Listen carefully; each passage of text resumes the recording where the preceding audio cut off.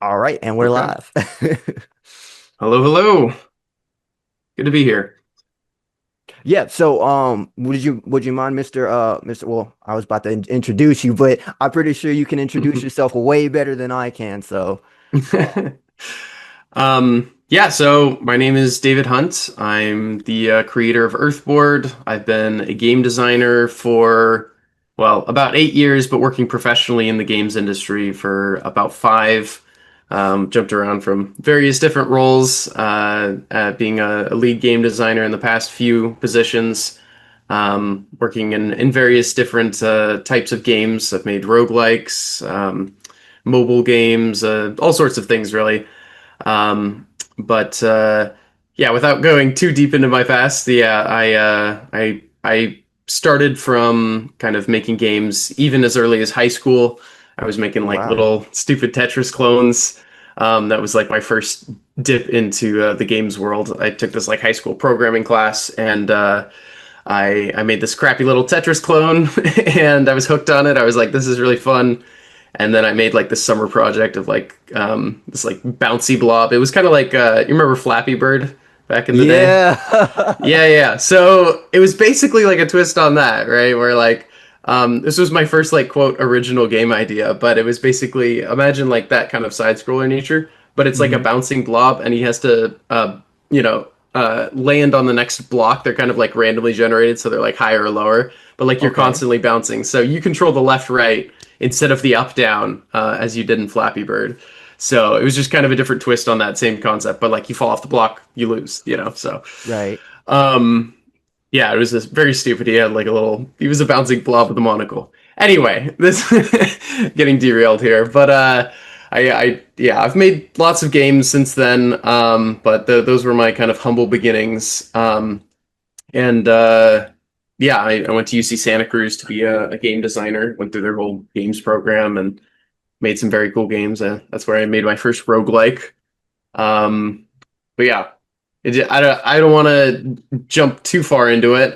If you want to do more intro stuff, but yeah, yeah, Well, I think that's I'll actually let very you take it from here. fascinating because, like, one of the main things of the mechanics is like, with when it comes to video game and architecture, is how you make the character move and maneuver to add a little bit more difficulty to the game Hmm. itself. Like, how did you go about that whole process when it came to that?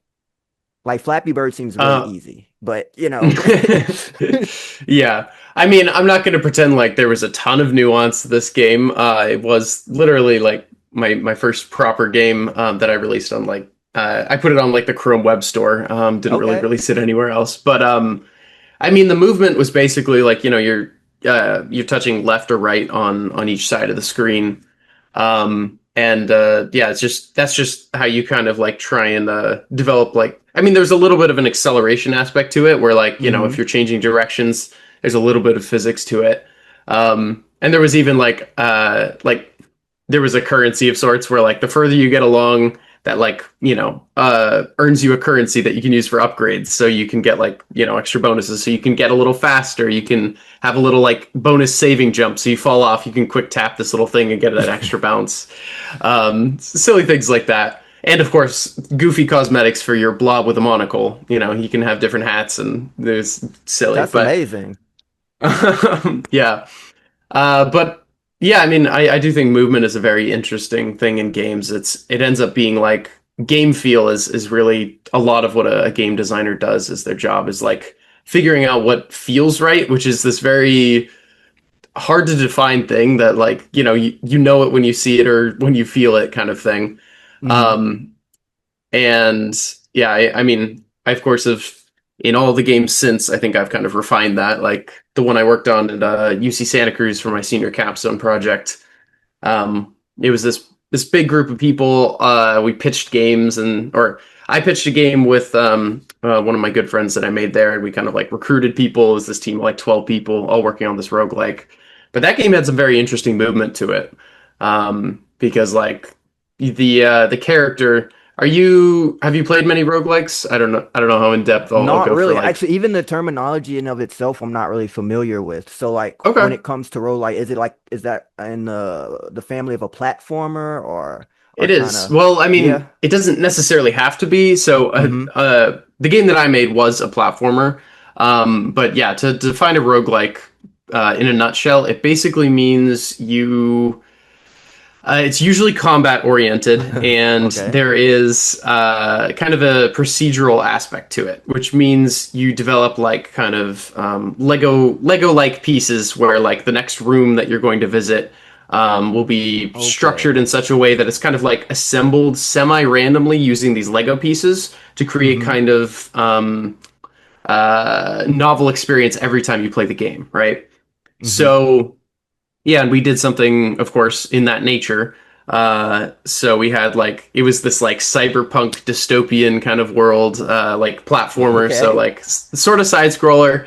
Um, but yeah, your main character was like, he was this kind of cool guy with a mask and this like sci-fi equipment, and you could basically get all these like guns and modifiers and things. So like you pick up this like little piece of, it just looks like a little like gear thing, but all of these things kind of like stack together, so you can have up to like, I don't know, I think it was like 8 modifiers, but there was like a big set of them, right? So like we Okay. made like 30 different ones. So every time you play through the game, you're getting like random modifiers. So like one modifier might be like, okay, now your gun can shoot like, it like splits off the bullets or whatever when you shoot it, or maybe Okay. your gun is now like, there was like a an accuracy kind of a component to the gun where like the longer you hold down your weapon, it like loses accuracy. It was like this heat Oh mechanic, man. right?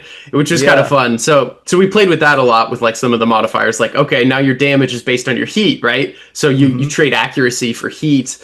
And there was there's all sorts of fun things that you can do with these interacting systems. That's what I just love to do as a game designer, is like create these kind of like interacting systems that are almost like more than a sum of their parts, because that's the beautiful thing about like a roguelike, is you end up having these like, okay, so you have modifiers, and then you also have like these cool abilities, and there's just so many different ways in which the everything can interact with itself, that like Yeah. every time you play the game it's a different experience, because you Amazing. don't know what you're going to get as drops. You don't know what your build is, but you can kind of refine it. Like you choose which ones you get to pick up, right? You're like, okay, this one's kind of working for my build. I'm trying to go for this like maximum bullet speed. Like I don't care about accuracy. I'm just shooting. Or maybe you're going for more of like a sniper thing. So you're going for like big damage, but you're trying to be like precise. So like Yeah. you'd be throwing away the ones that like give you too much heat or whatever. But yeah, anyway, so that's kind of like what I just to love to do as a game designer, is like build these kind of like systems out. But yeah, I'll let you take it from there for next So questions. But actually, it's kind of amazing that you say that you really love the aspect of building systems and things of the nature, because hmm I also too love systems, and I think that when you can create a system that builds upon itself, you have endless possibilities. If that makes exactly, sense. And yeah, no, so how did you like, did you ever have to rewire your brain? Because so I'm no, assuming you code, I you was built code and like things. this. So Yeah, yeah. Well, rewire it how? Like to be like a programmer, or what do you mean? yeah, so like for me, right, in coding, because I'm working on something that I'm coding as well, right?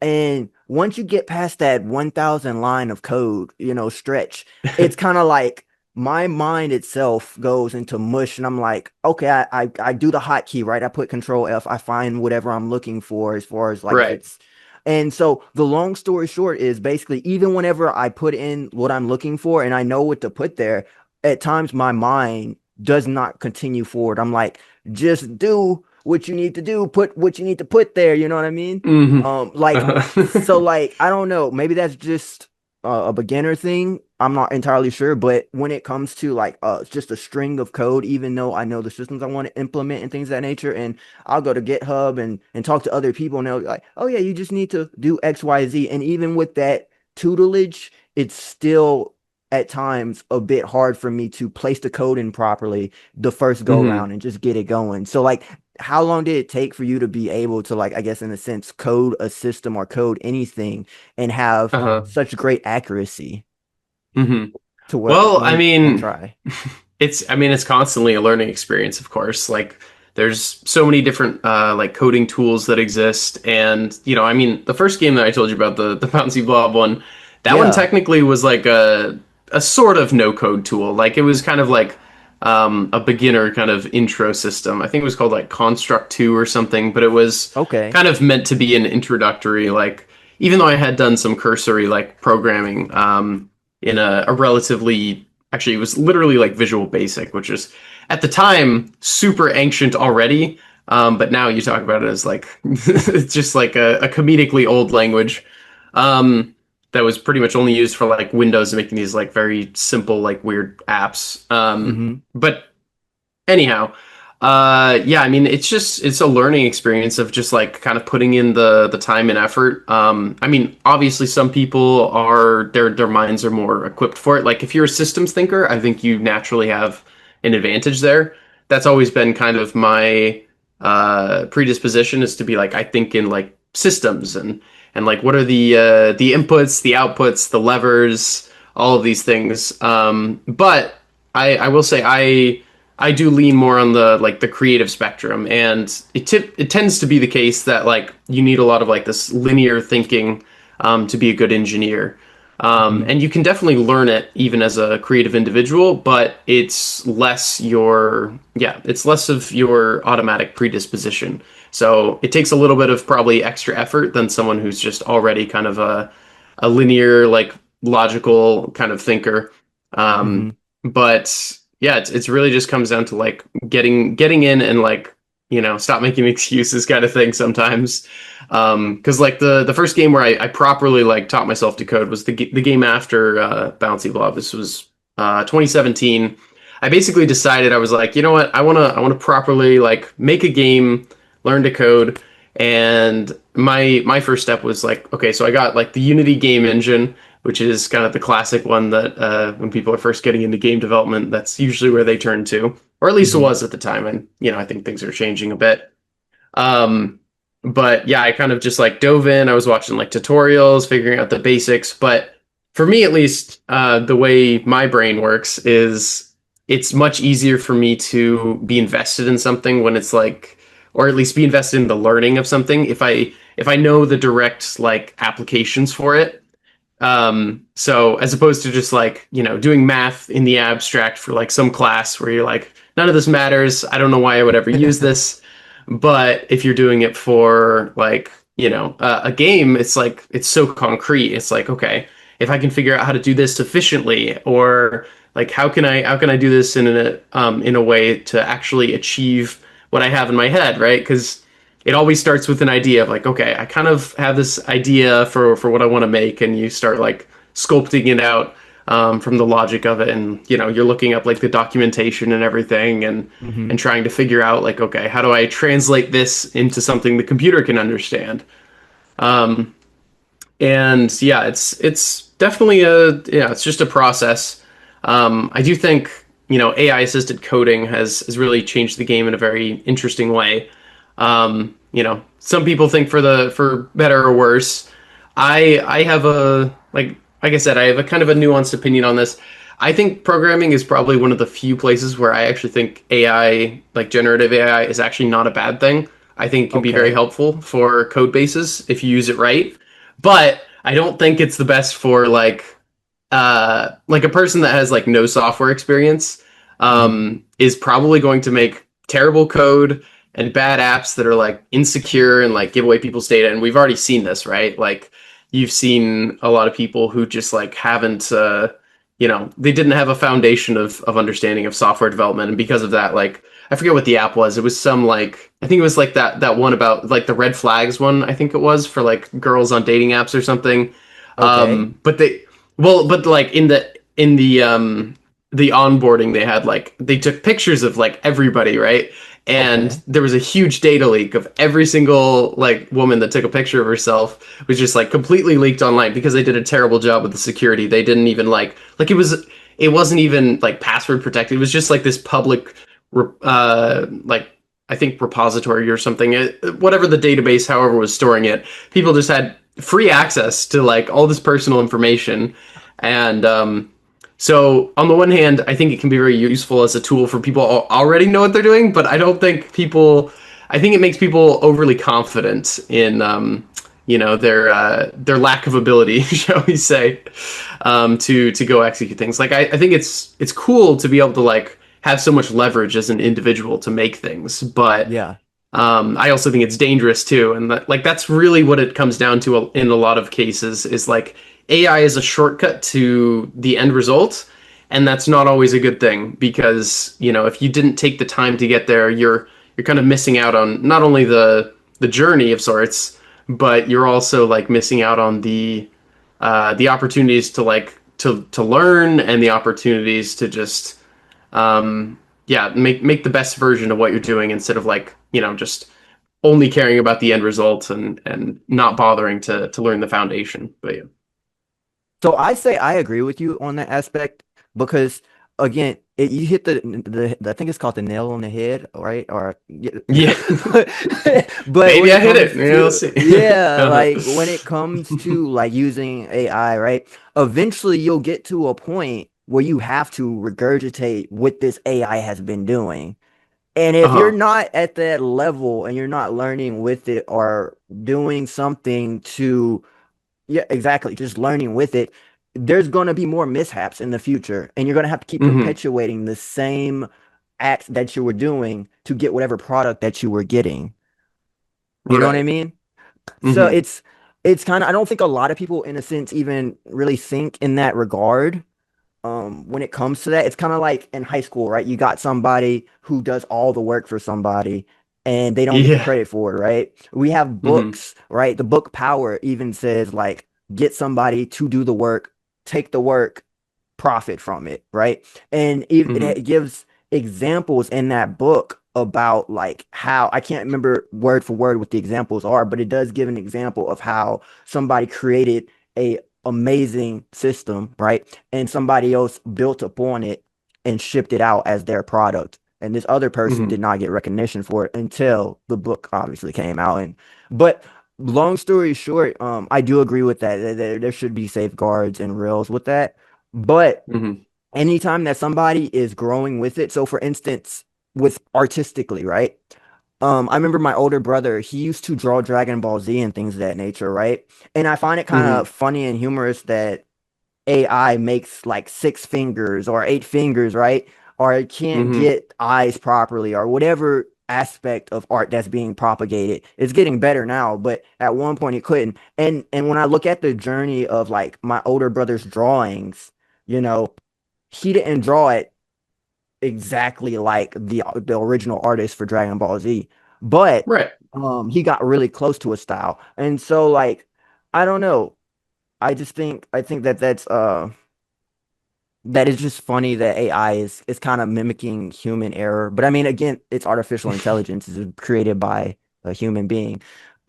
But in that sense, right? Let's say somebody does create some sort of system or application in which AI is a scholastic tool in which it can help you improve your art.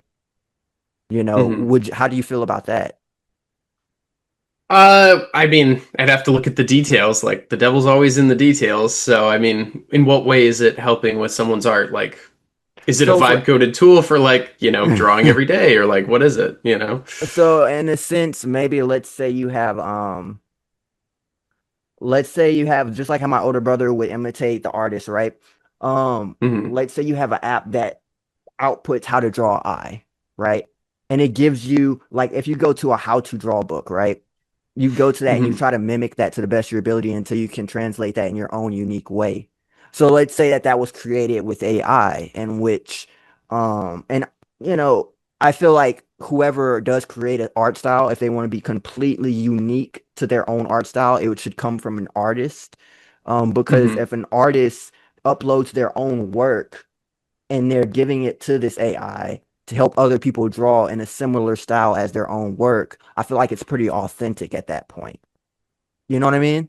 And they're So, actually giving well, up a little bit of mhm.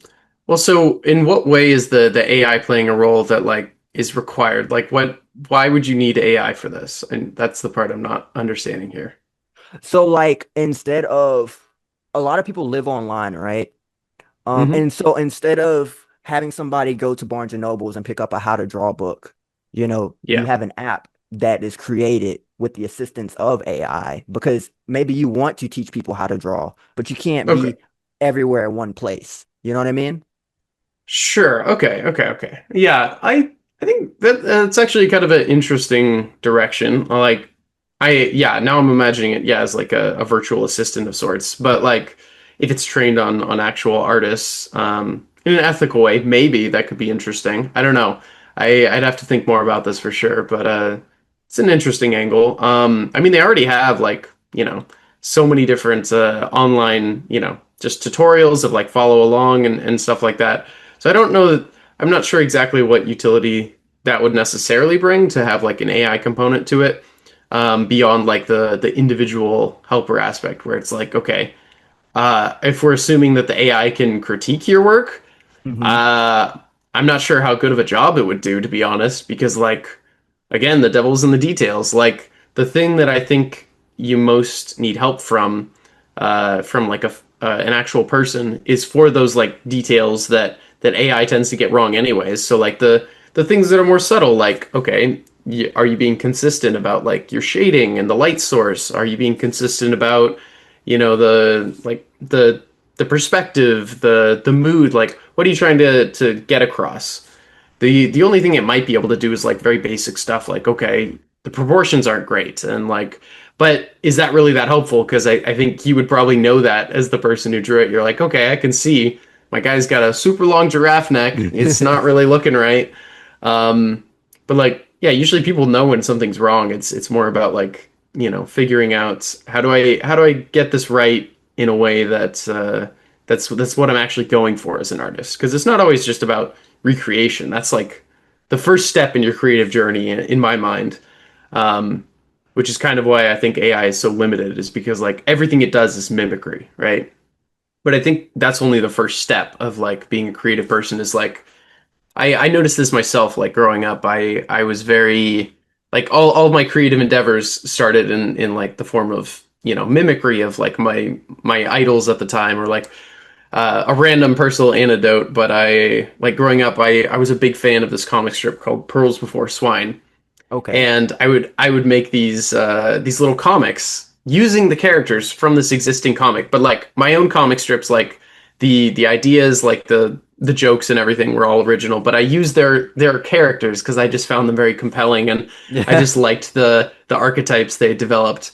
Um, but yeah, I think that's kind of the what you see as like once a person is like I guess you would say self-actualized as an artist, is that they take the step forward beyond like being able to do this incredible like recreation of like if you see someone that's able to photorealistically recreate something, the next step is okay, what am I trying to like convey to the person who's seeing this, or what am I trying to express as an artist, like all the great masters, I think like Van Gogh, even though he developed this very like unique style, originally he Hmm. did like very photorealistic things if you look at like his progression as an artist. So that's kind of the the limitation I see with AI, is that it gets stuck on the mimicry because that's fundamentally all it can ever do. Um, yeah, at least in the context of its current like limitations of its technology. I until it becomes like, self-aware or something crazy, I don't Yeah. think we're gonna get something truly inspiring artistically.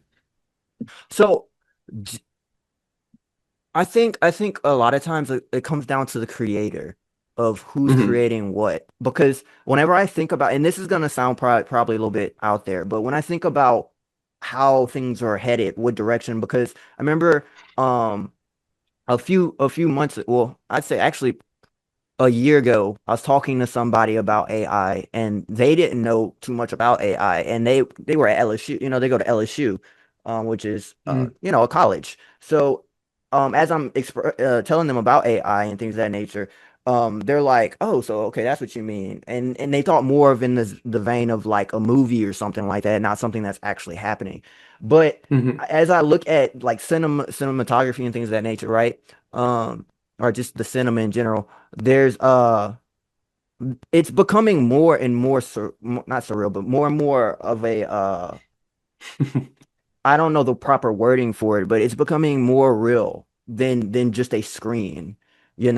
Hmm. A lot of individuals, for instance, they have a movie called Her or something like that, where a guy falls in love with, I think it's called I've seen Her. it. Yeah, I've seen it. Yeah, Yeah. he falls in love with the AI and things of that nature. And that's becoming a actual thing with all of the tools and things that Hmm. are at our disposal. It may not be a physical person like I think it's called Ex Machina. My older brother, he told me about that. That's a good one Um too. I do love sci-fi, so I'm kind of a yeah. movie guy. Yeah, yeah.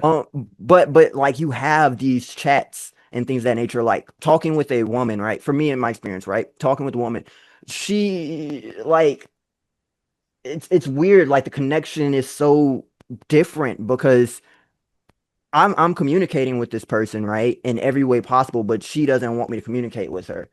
And I could go just easily talk to a chat bot, and if that's my thing, you know what I mean, and just Yeah, do whatever I do with that. But I'm trying to communicate with a human being in this aspect. And right. it's like if there's no, and I'm finding more and more women are not on that type of wave where they're open and communicating. I understand that the world at times, it's kind of like, hey, I gotta be mindful that sometimes this isn't the best place for me to be able to give what I have to give because, like how you said, casting pearls before swine, right? I think that would be the proper Yep. terminology for that, you know. Hmm. And so it's just kind of like when I look at the end game of all of this AI stuff that's going on, it's kind of like who's going to have the better AI, and whoever has the better AI is going to be able to profit from it. It's kind of like a workforce, like it's Hmm. repeating history, but the workforce isn't a human being no longer, it's a computer. And what's to say that that computer doesn't gain sentience? Because in when I look at a human being's life from my life, right, I see my parents, they talked, so I learned to talk, right? I just observe and then I output, right? And my Hmm. output is my own unique output and my own unique experience because I only have my own body. Nobody else is living in this body with me.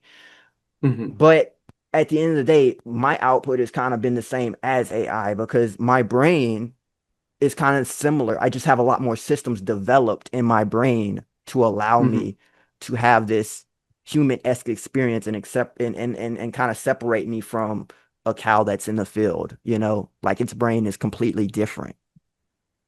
Yeah. No, I mean, well, there's a lot of interesting threads to pull from what you just said. The one that definitely jumps out at me though is the part you were saying about just being able to talk to a human being versus a chatbot, and I think that kind of alludes to the a really big issue that I see with AI kind of becoming more pervasive as like this kind of crutch almost of humanity, rather than connecting with another human being. Because if you think about like, I mean, imagine for instance, like, anything you do in this world where you want to learn a new thing, Hmm. 20, 30 years ago, before you like the internet was really much of a thing, everything you do, you're like, oh, I want to learn something. I have to talk to somebody about it. I have to connect with somebody.